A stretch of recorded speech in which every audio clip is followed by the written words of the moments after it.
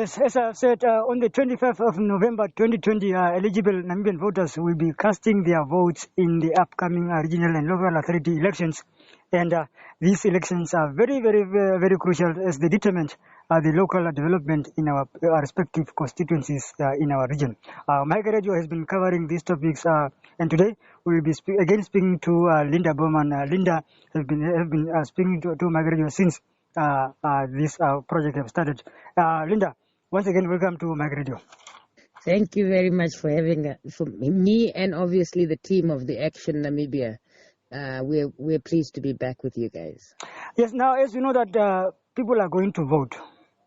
Yes. Now, what does our constitution says about the right to vote? I think the Constitution is I believe the Constitution is very clear about demonstrating the right for people to have the conscience of practicing democracy in the sense of ensuring that every person's voice towards what they believe, associate, and that they're able to affiliate themselves freely without prejudice, without any form of coercion, but they are allowed because of Namibia being a secular state that advances every Namibian citizen to be able to voice themselves during the process of elections, which would demonstrate democracy in the country. Mm-hmm. Now, one will have a question. In general, what is a voter?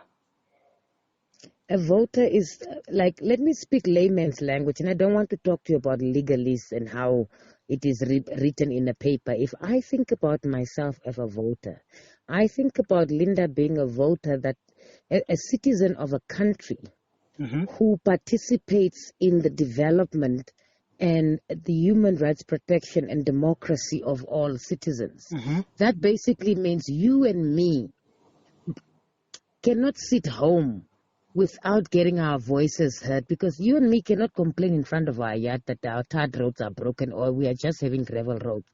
That vote means a lot for me to go and make a decision regarding an organization and or an individual to be able to cast somebody's ideology and promises that will be able to create development, employment, but also at the same time protect my safety as a citizen. So as a voter, your role is very important because, one, you're a citizen, you've reached the age of maturity where you need to be able to make decisions not just for yourself, but your children, but broadly also for your country.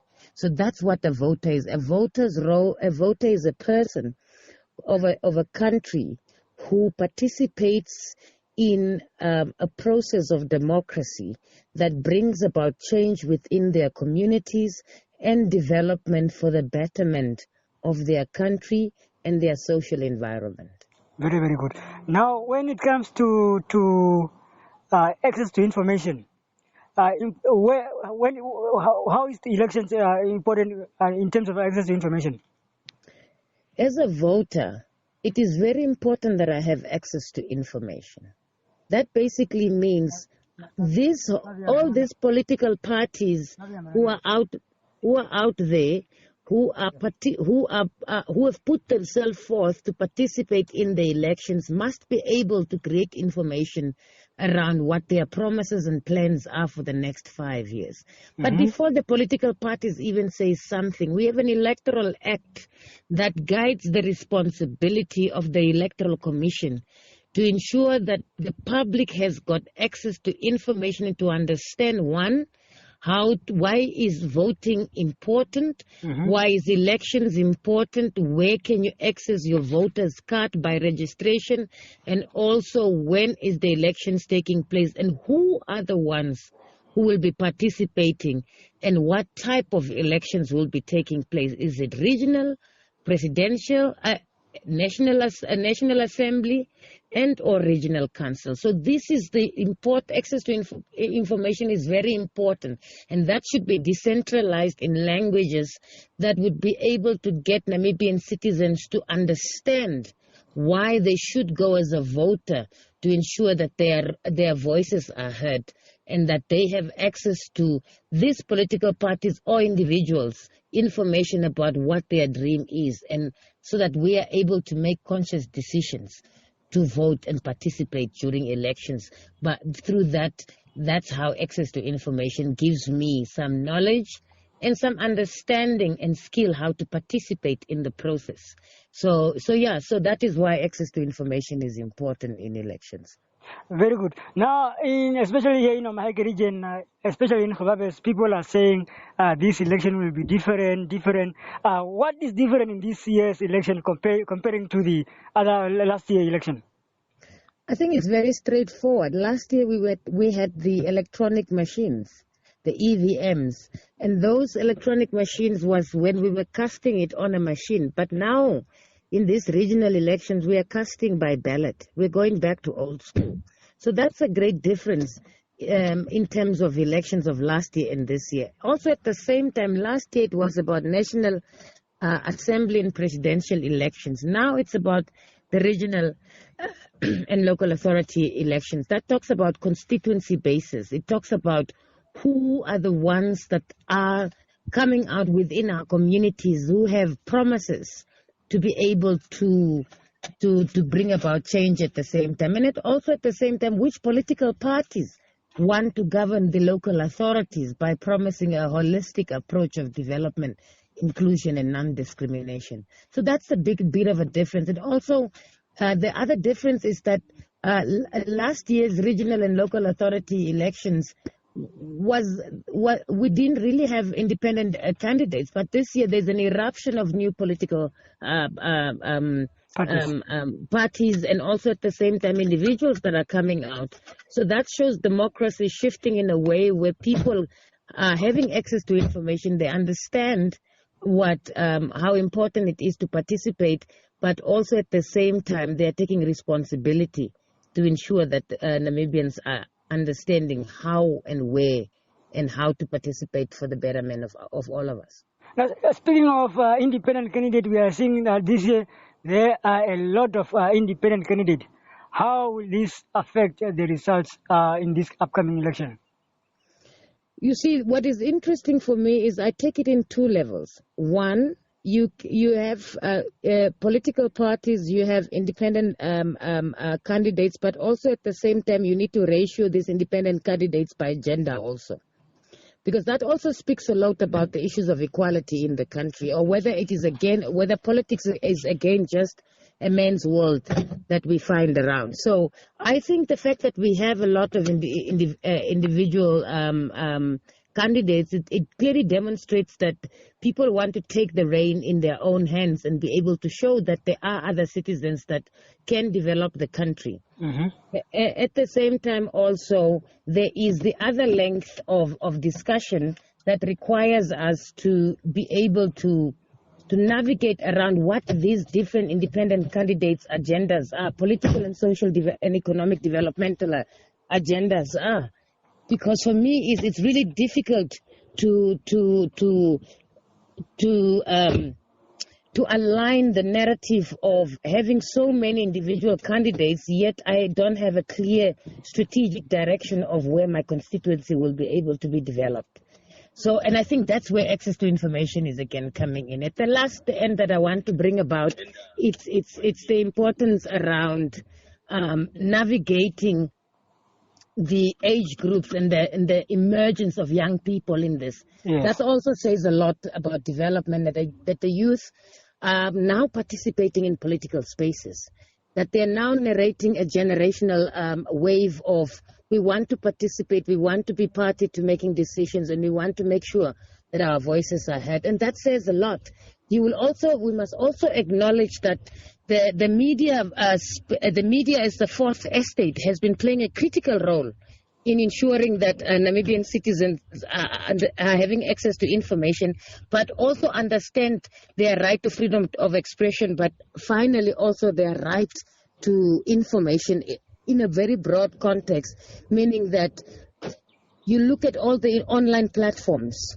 Young people are speaking. They are out there. Back in the days, politics was meant for a complete different wave and generation that we are looking at. But now you can actually hear your young cousins of 17 years old talking politics, while you and I back in the days used to do it, and until our age today. Uh-huh. So I see great change. I see transformation, and I see hope. But I'm just hoping that the new birth of this new leadership is going to be different and better for the betterment and prosperity of our country.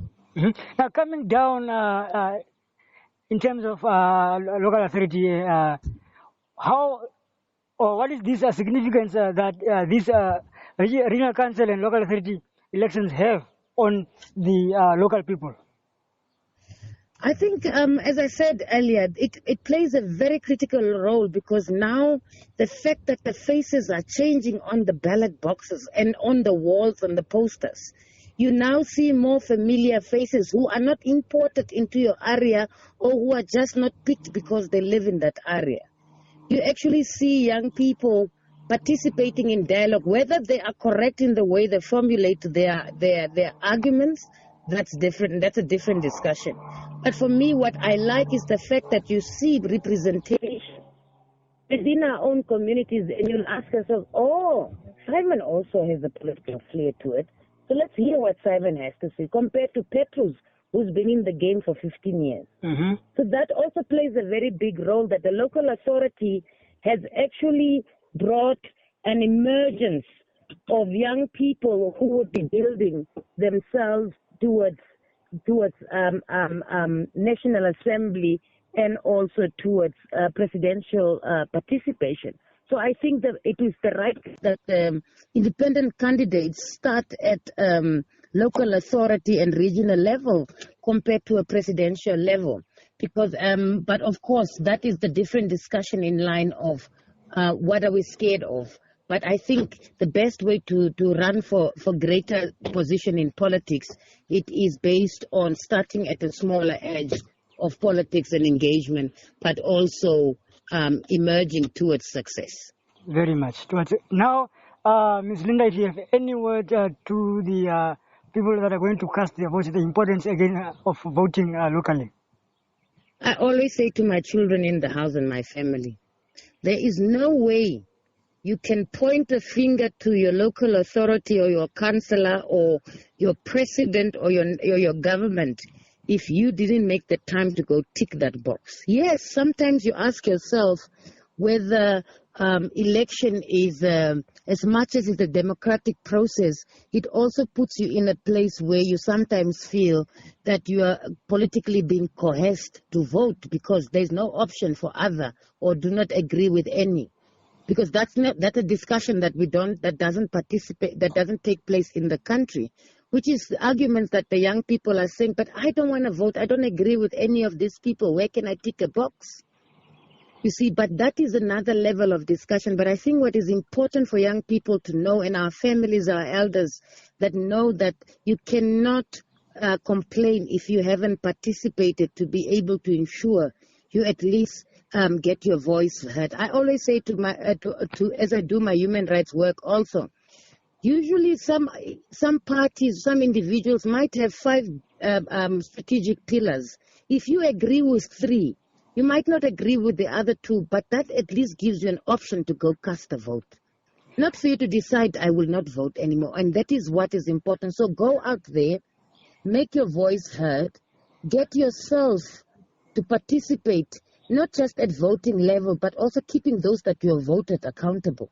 And track the development within your communities, and calling to shows like this and speak about the issues of development, because only you and I can make Namibia a better place, but also only you and I can bring our issues to those leaders in position for them to be able to realize change is needed for the betterment of all Namibians. Only you and I can make Namibia a better place. Well, only Linda, you and I. Thank you very much for talking to us. Until next time, bye-bye. All right. Thank you very, very much.